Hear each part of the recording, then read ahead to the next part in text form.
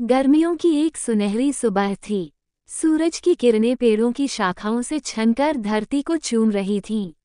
12 वर्षीय अर्जुन अपने दादाजी के गांव आया था, जो एक घने जंगल के पास बसा था। अर्जुन को हमेशा रोमांचक कहानियां पसंद थीं और उसके दादाजी जंगल से जुड़ी रहस्यमयी कहानियां सुनाते थे।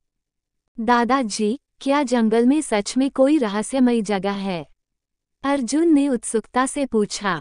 दादाजी ने मुस्कुराते हुए कहा, हाँ बेटा, ये जंगल सिर्फ पेड़ पौधों और जानवरों का घर नहीं, बल्कि रहस्यों से भरा है। कहते हैं, जंगल के बीचों बीच एक अद्भुत स्थान है, जिसे जानवरों का राज्य कहा जाता है। वहाँ इंसानों को जाने की इजाजत नहीं, लेकिन कुछ खास लोग ही वहाँ पहुँच पाते हैं। अर्जुन की आंखों में चमक आ गई। उसने ठान लिया कि वह इस रहस्य को खोजेगा। अगले दिन सुबह जल्दी ही अर्जुन अपना बैग उठाकर जंगल की ओर निकल पड़ा। उसके पास एक पानी की बोतल, कुछ फल और एक कंपास था। जैसे ही वह जंगल में घुसा, चारों ओर ऊंचे ऊंचे पेड़ थे और पक्षियों की मीठी आवाजें गूंज रही थीं। चलते चलते अर्जुन को अजीब सा एहसास हुआ, मानो कोई उसे देख रहा हो। अचानक झाड़ियों से एक सुंदर, चमकीली आंखों वाला लोमड़ी का बच्चा निकला। तुम कौन हो? अर्जुन ने हंसते हुए पूछा। अर्जुन को खुद पर हंसी आई कि वह एक जानवर से बात कर रहा था, लेकिन तभी कुछ अविश्वसनीय हुआ। लोमड़ी का बच्चा बोला, मैं नीलू हूँ और तुम जंगल के उस हिस्से की ओर जा रहे हो जहाँ तुम्हें नहीं जाना चाहिए। अर्जुन आश्चर्यचकित रह गया। तुम बात कर सकते हो? हाँ, लेकिन केवल वही इंसान हमें सुन सकते हैं जिनका दिल जंगल के लिए शुद्ध है, नीलू ने उत्तर दिया। अर्जुन को यकीन हो गया कि वो किसी जादुई दुनिया में कदम रख चुका है। नीलू अर्जुन को जंगल के अंदर गहरी गुफाओं के पास ले गया, जहाँ एक विशाल वृक्ष के नीचे एक रहस्यमयी दरवाजा था। यही है जानवरों का राज्य, नीलू ने कहा। अर्जुन ने दरवाजे को छुआ और अचानक उसके सामने एक प्रकाश फैला। जब उसकी आंखें खुली, तो वो एक अद्भुत जगह पर था। यहाँ चारों ओर विशाल जानवर घूम रहे थे, पक्षी बोल रहे थे और एक ऊंचे सिंहासन पर एक शेर बैठा था। स्वागत है मानव बालक, शेर गर्जा। मैं राजा अर्जुन हूँ, इस राज्य का संरक्षक, शेर ने कहा। अर्जुन को समझ नहीं आ रहा था कि यह सपना है या सच। मैं यहाँ कैसे आया?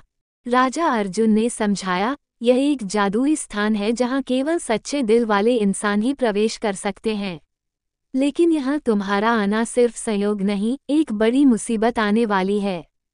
तभी एक उल्लू उड़ता हुआ आया और बोला, राजा अर्जुन, बब्बर नामक दुष्ट भेड़िया जंगल को नष्ट करने के लिए अपनी सेना इकट्ठी कर रहा है। अगर उसे नहीं रोका गया तो ये पूरा राज्य बर्बाद हो जाएगा। हमें कुछ करना होगा, अर्जुन ने जोश में कहा।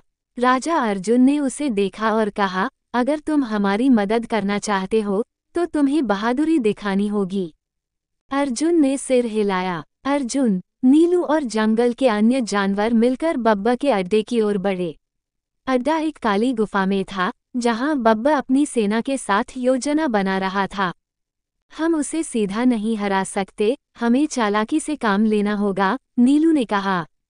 अर्जुन ने एक योजना बनाई। वे जंगल में जाल बिछाकर बब्बर और उसकी सेना को घेर लेंगे। जैसे ही बब्बर अपनी सेना के साथ बाहर निकला, अर्जुन ने इशारा किया और सारे जानवर एक साथ हमला कर दिए। चीलों ने आसमान से झपट्टा मारा, हाथियों ने अपनी सूंड से दुश्मनों को फेंका और नीलू और अर्जुन ने मिलकर बब्बर को घेर लिया। आखिरकार बब्बर हार गया और जंगल छोड़कर भाग गया। जंगल के सभी जानवर खुशी से झूम उठे। राजा अर्जुन ने कहा, तुमने न केवल हमारी मदद की, बल्कि यह भी दिखाया कि इंसान और जानवर साथ मिलकर रह सकते हैं। अर्जुन ने मुस्कुराते हुए कहा, मैं हमेशा इस जंगल का दोस्त रहूंगा। फिर जादुई दरवाजा फिर से खुला और अर्जुन वापस अपने गांव आ गया। अर्जुन, इतनी देर कहाँ था? दादाजी ने पूछा। अर्जुन मुस्कुराया, बस जंगल की सैर पर था। लेकिन उसके मन में एक रहस्य था, एक रोमांचक यात्रा की याद, जो हमेशा उसके दिल में बसी रहेगी।